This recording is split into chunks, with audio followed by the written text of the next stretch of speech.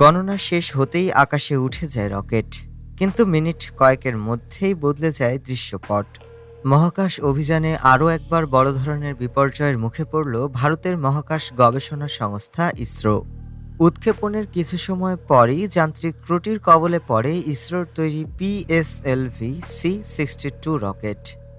১৬টি স্যাটেলাইট নিয়ে নির্ধারিত কক্ষপথে পৌঁছানোর আগেই রকেটটি তার পথ হারিয়ে ফেলে। ফলে ২০২৬ সালের প্রথম মহাকাশ মিশনেই বড় ধরনের ব্যর্থতার মুখে পড়ে ইসরো। বছরের শুরুতেই এই বিপর্যয়ে প্রশ্নের মুখে পড়েছে ভারতের মহাকাশ সক্ষমতা। ভারতীয় গণমাধ্যমগুলো বলছে এটি শুধু একটি প্রযুক্তিগত ব্যর্থতা নয়, এর পেছনে থাকতে পারে গভীর কোনো ষড়যন্ত্র। ভারতীয় প্রতিরক্ষা বিশ্লেষকদের একাংশের দাবি, এবারের উৎক্ষেপণে পাঠানো হচ্ছিল কিছু অত্যন্ত সংবেদনশীল গোয়েন্দা স্যাটেলাইট। এসব স্যাটেলাইট মূলত চীন ও পাকিস্তানের সামরিক তৎপরতার ওপর নজরদারির জন্য ব্যবহৃত হওয়ার কথা ছিল। সেগুলো কক্ষপথে পৌঁছালে বেইজিং ও ইসলামাবাদের জন্য তা বড় উদ্বেগের কারণ হয়ে দাঁড়াতো। এই প্রেক্ষাপটে ইসরোর ব্যর্থতাকে নিজেদের প্রযুক্তিগত দুর্বলতা হিসেবে মেনে নিতে রাজি নন অনেক ভারতীয় বিশ্লেষক। তাদের মতে এটি নিছক দুর্ঘটনা নাও হতে পারে। প্রযুক্তিগত ত্রুটি নাকি শত্রুপক্ষের হস্তক্ষেপ তা খতিয়ে দেখতে পূর্ণাঙ্গ তদন্তের দাবি উঠেছে। ভারতীয় সংবাদ মাধ্যমগুলো অতীতের কয়েকটি ঘটনাও সামনে আনছে। গত বছরের আগস্টে পাকিস্তানের হয়ে গুপ্তচর বৃত্তির অভিযোগে রাজস্থানে গ্রেফতার করা হয় মহেন্দ্র প্রসাদ নামের এক যুবককে।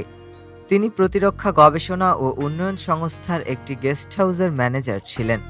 অভিযোগ রয়েছে তিনি সংস্থার বেশ কিছু সংবেদনশীল তথ্য পাচার করেছিলেন ইসলামাবাদে। এছাড়া ২০২৩ সালের মে মাসে আরেকটি চাঞ্চল্যকর ঘটনায় গ্রেফতার হন ভারতের প্রতিরক্ষা গবেষক ও উন্নয়ন সংস্থার বিজ্ঞানী প্রদীপ কুরুকুর। তার বিরুদ্ধেও পাকিস্তানের হয়ে গুপ্তচর বৃত্তির অভিযোগ ওঠে। এই ঘটনাগুলোর সঙ্গে সাম্প্রতিক মহাকাশ ব্যর্থতাকে মিলিয়ে দেখছেন অনেক ভারতীয় বিশেষজ্ঞ। তাদের দাবি, দীর্ঘদিন ধরেই ভারতের ক্ষেপণাস্ত্র ব্যবস্থা, রাডার, আকাশ প্রতিরক্ষা ও লেজার প্রযুক্তির তথ্য হাতিয়ে নেওয়ার চেষ্টা চালাচ্ছে পাকিস্তানি গোয়েন্দারা। সেই প্রেক্ষাপটে ইসরোর মহাকাশ অভিযানে ব্যাঘাত ঘটানো অসম্ভব কিছু নয়। ভারতীয় সাবেক সামরিক কর্মকর্তাদের মতে, যদি এই ব্যর্থতার পেছনে পাকিস্তানের গোয়েন্দা সংস্থা ISI জড়িত থাকে, তাহলে ইসলামাবাদ দ্বিমুখী লাভ পাবে।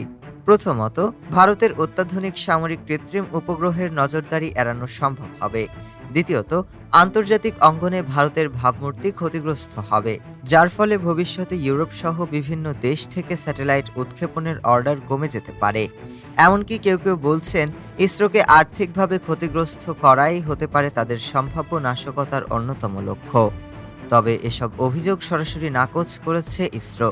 সংস্থাটির চেয়ারম্যান স্পষ্ট করে জানিয়েছেন, এবারের ব্যর্থতা শুধুমাত্র একটি প্রযুক্তিগত ত্রুটির ফল। কোনো বিদেশি হস্তক্ষেপের প্রমাণ এখন পর্যন্ত পাওয়া যায়নি বলে দাবি করেছেন তিনি। তবে কেন বারবার এমন ব্যর্থতা ঘটছে তা খতিয়ে দেখতে অভ্যন্তরীণ তদন্তের নির্দেশ দেওয়া হয়েছে। একদিকে প্রযুক্তিগত ব্যাখ্যা, অন্যদিকে ষড়যন্ত্রের অভিযোগ।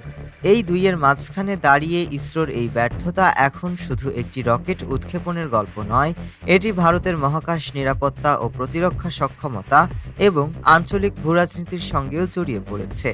প্রশ্ন একটাই, এই ব্যর্থতা কি সত্যিই যন্ত্রের ভুল, নাকি মহাশূন্যে পৌঁছানোর আগেই থামিয়ে দেওয়া হলো ভারতের চোখ? ডেস্ক রিপোর্ট, আজ বার্তা।